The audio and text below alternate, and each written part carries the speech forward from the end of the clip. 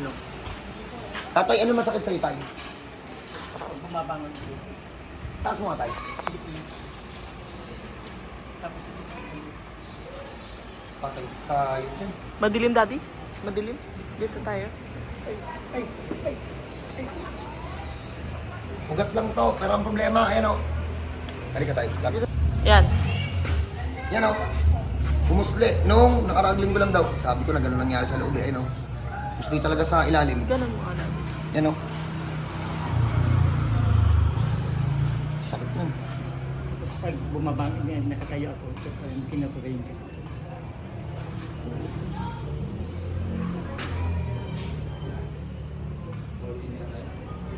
Nakakauwi. Halika tayo.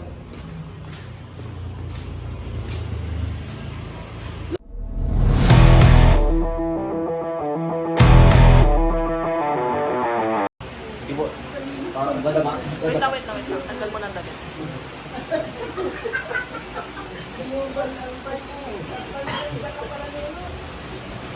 Nagmanhid din yung kamay niya eh, oh.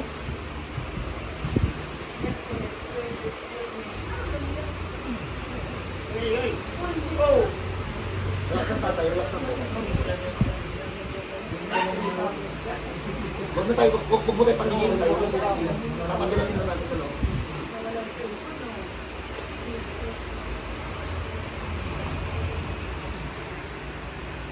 Relax lang tatay.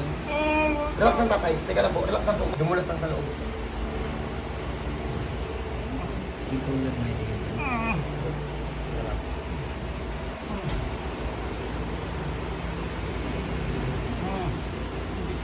Oh! Ito tatay ha. Papadulasin lang po natin para hindi masakit.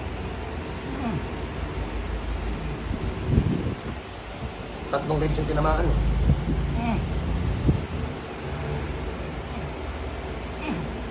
Eko! Balumit na. Aray ko!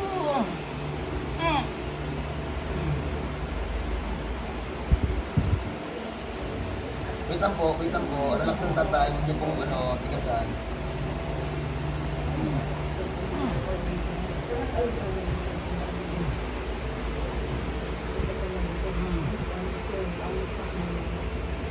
Pasok. Okay, one down. Relax lang. O, diba? Sabi ko sa itay, hindi natin kailangan persahin. Ano lang, papadulasin ko lang sa loob para di ka masaktan. Ito mami. Nakahinga-hinga na yan. Ay! Relax lang tayo. Hindi mo kailangan persahin. Padudulasin lang natin tayo.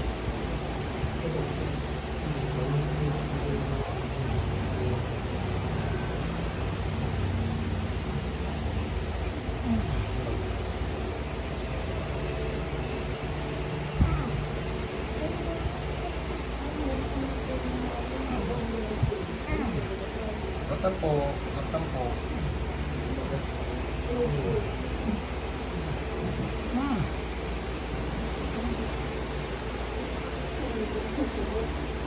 Babaya, hindi mo para sa nila.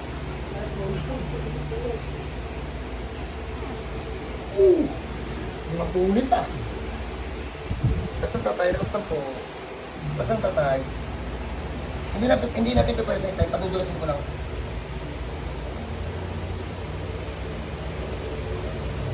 Wow!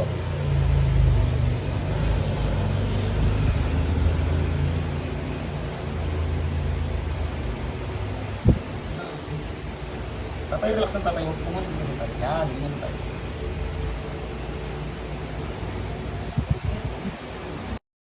Dalawa, wait lang.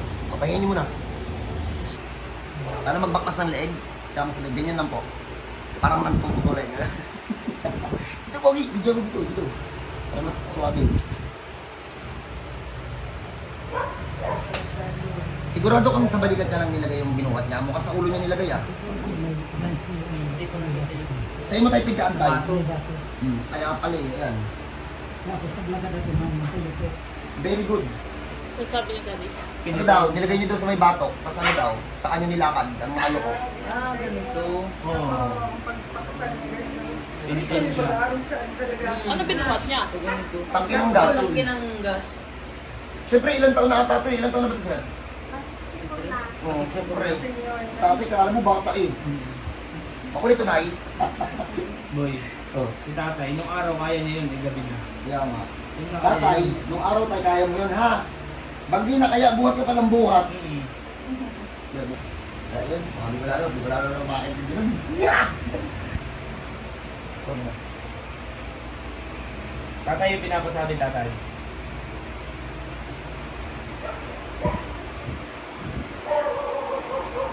Uy, buti dinala mo ito dito. Kahit siya nang i-paralyze. Kahit siya nang i-paralyze, Pogi, sa totoo lang. Buti din yung pinadala ko sa iba. Kung nagkataon to, ang liig to eh. Bibigyan ko na ng space lang din.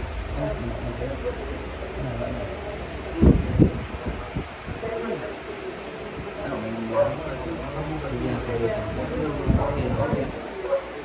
Ang ganda ng hinuta namin, tapos ang aliwalas pa.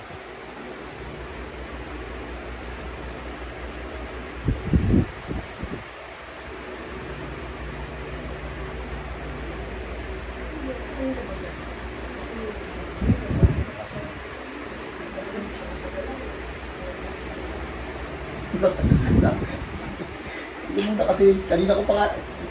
Bigulaan mo. Uy, ayusin na natin buong spine nito. Ang lala nito eh. Pagalingin muna yun dito. Ayan na muna. Oo nga, sige, pabalikan na nga natin. Basta makagalaw lang ngayong gabi. Tanggal lang, tanggal lang pag-iipin niya. Mas huwag niyo na po yung pag-unahin. Kasi bibigay yan.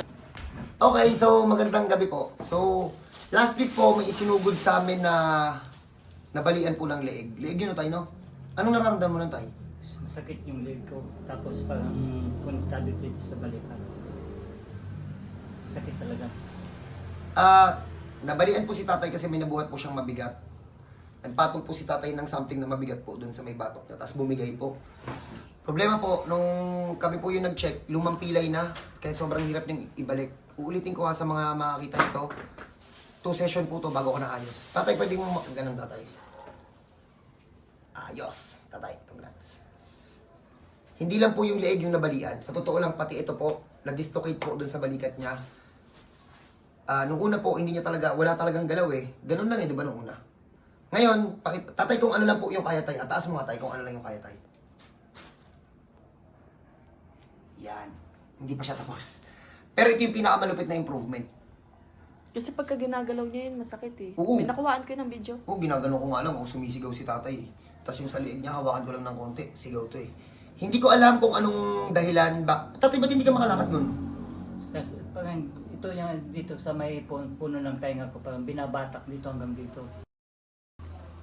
Tapos dinala si tatay na sobrang laki ng ganto niya, yung magang-maga. Ito na lang po siya ngayon, no? Ayun. Galit na, no?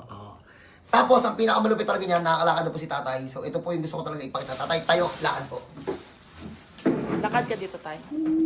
Tapos, balik ka po. Gwapo na si tatay. Gwapo na. Balik ka na dito tayo. Ay, ano masakit sa'yo, tay? Pag bumabangon ko. Taas mo nga, tay.